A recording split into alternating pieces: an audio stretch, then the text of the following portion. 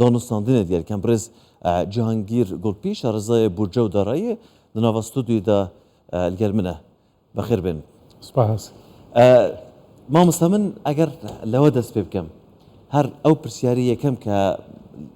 ڤیدیۆڵەکەمان شەڕح کرد بۆچی پێویستە بەغدا بودجێ هەرێمی کوردستان بنێرێتن لە ئێستادا؟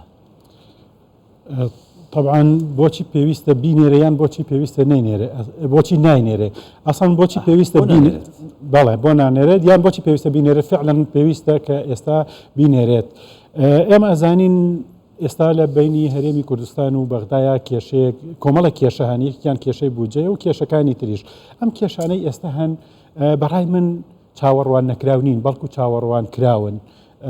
کێشەی هەرێمی کوردستانی ئێستا بەشێکە لەو کێشەی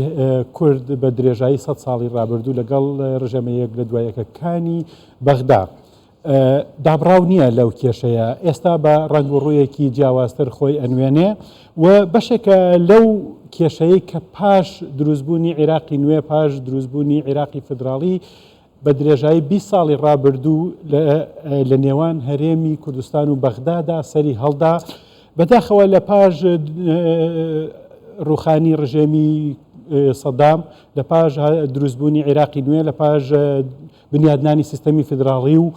دەستوری فدراڵی ئومێد وابوو بە تایبەتی لە لای کورد کە سیستەمێکی فدراڵی دێتە ئاراوە ناکۆکیەکان تا ڕادەیەک هێور دەبنەوە هەرێمی کوردستان تا ڕادەیەکی باش ماف و شایستەکانی خۆی بە هەموو بوارەکان دارایی و سیاسی و مێژویی و جوغرافی و هەمویان وەرەگرێتەوە بەڵام بەداخەوە وەک بینیمان لە 20 ساڵی ڕابردووشدا کێشەکان بەو جۆرە نەبوون کە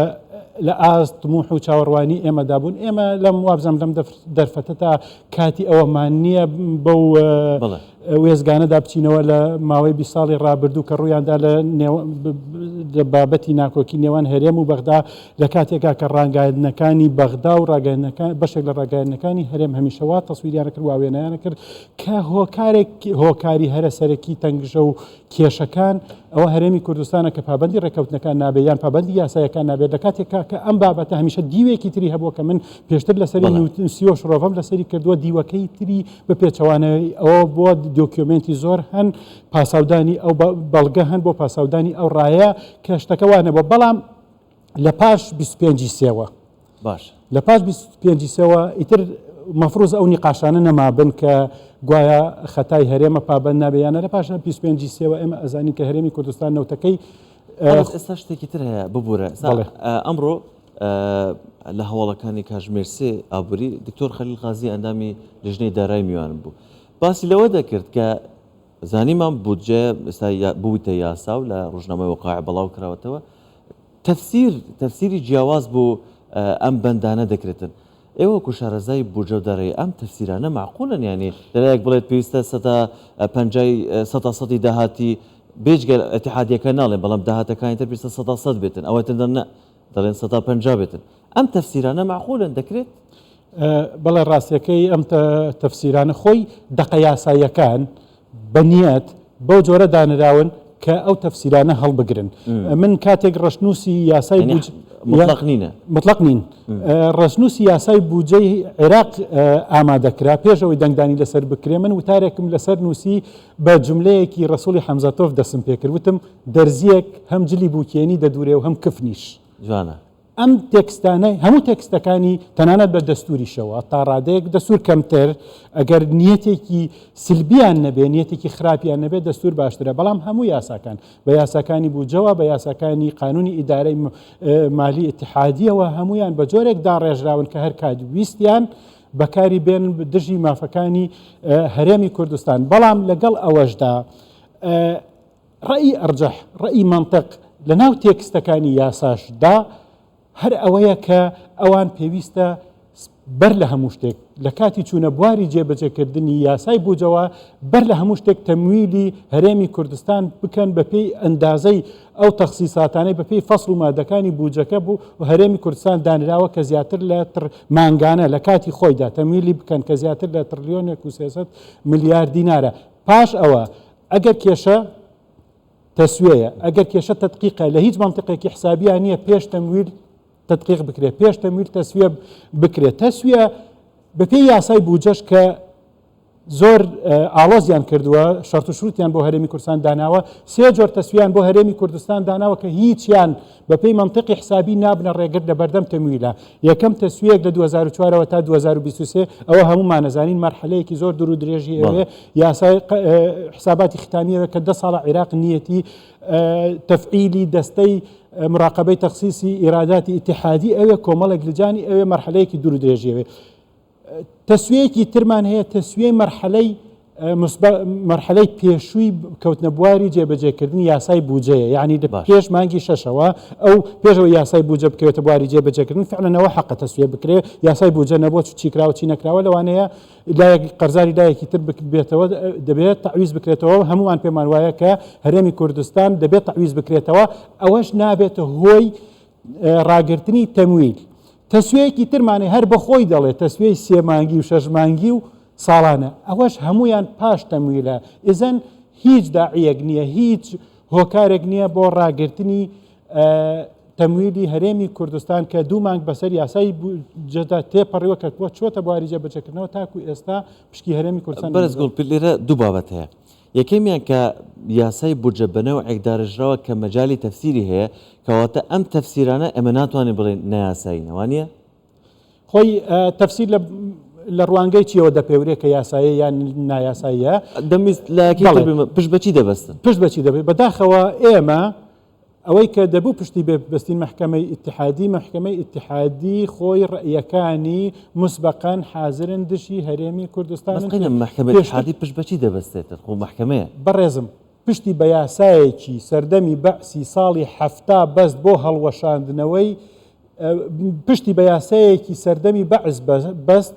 بۆ تەفسیرکردنی مادەکانی دەستورێکی فیدراڵی لە کاتێکا دەستوری فیدراڵی خۆی دەڵێ هەر یاسایەک پێشتر لەگەڵ دەستورە فیدراڵەکەیان نەگونجێ اعتیباری بۆ ناکرێت. محکمەی فیدراڵی فەرقی لە نێوان استحقاق و سلفەیان نەکرد بۆ 200 ملیارەکەی هەرێمی کوردستان. زۆر کێشە هەن لە بوار من مختصی قانونی نیم، بەڵام ئەو بابەتانەی کە جێی احتیمامی من بوون 100% زانیم کە انحیازی هەیە قەراری مسبقی هەیە، بەڵام بۆ ئێمە بۆ خۆمان قەرار نییە هەرێمی کوردستان بە قەرارێکی حکوومەتی بە قەرارێکی محکمەی ئیتحادی دەست لە مەطالبی 100 ساڵی خۆی هەڵگرێ تەنانەت بە دەستورێکیش پێشتر دەیان دەستور هاتووە و دەیان محکمەی ئیتحادی هاتوو محکمە حکومی هاتووە ڕۆشتووە هەرێمی کوردستان دەستی لێ نەکردووە. بەڵام ئێمە چۆن تەفسیری مادەکانی یاساکە ئەەکەین بۆ ئەوەی خۆمان قەنەعەتی ئەقەلشی قەنەعەت بە خەڵکی خۆمان و مختصینی خۆمان بهێنین کە ئێمە لەسەر حەقین. بۆ نمونە لە یاسای بودجەی عێراقا ئەڵێت ئەو بڕگانەم بۆ جێبەجێ بکە ئینجا منیش استحقاقەکەت ئەدەمێ. ئەم بڕگانە ئێستا هەمویان جێبەجێ کراون، ئێستا جێبەجێ کراون. داهاتەکەت خۆت نایفرۆشی، داهاتە ئیتحادیەکان ئەگەر ئەڵێ بابیدا بە من هەموو حسابیەک ئەزانێ داهاتی ئیتحادی ئەم مانگە بۆ نمونە مانگی ئاب تاسک و سیویەکی مانگ داهات اینجا کۆ دەگرێتەوە تاکو 10 مانگ اینجا میزان مراجعی پێکرێت تاکو 15 مانگ اینجا ئەگە ئیزەن بەڵام لە 15 تا 25 حکوومەتی عێراق دەبێت تەمویلەکە بکە نابێ ڕاوەستێ تاکو مانگەکە کۆتایی دێ حسابات کۆتایی دێ اینجا بۆی بنێری اینجا ئەمەش تەدویر و نەقلی براییە، یعنی ئەتوانم بڵێم گواستنەوەی براییە، ناکرێت استحقاق لەسەر حسابی ئەم حسابە بەرایانە یەکلای بکرێتەوە. بڵێ ئێمە گوتمان ئەو پاکتاوکردنە و ئەوانە هیچ ینی بیانونین بۆی کە بەشە بودجە هەرێمی کوردستان نێنێت. تاوان ئەم بابەتە درێژ بوو، ئەمە چەند مانگەوە بەردەوامە. چارەسەر چییە؟ حکوومەت هەرێمی کوردستان چۆن مامەڵە لەگەڵ ئەم پرسەدا بکات؟ بەڵێ پێشتر یەک دوو جملە ئەڵێم کە هەر دەربارەی ئەوەی ئەم بیانووی پاکتا و تەدقیقانە هیچ ئەساسێکیان نییە. بۆ طبعاً باسمان کرد لە ڕووی تەکنیکیەوە، بەڵام لە ڕووی واقعیشەوە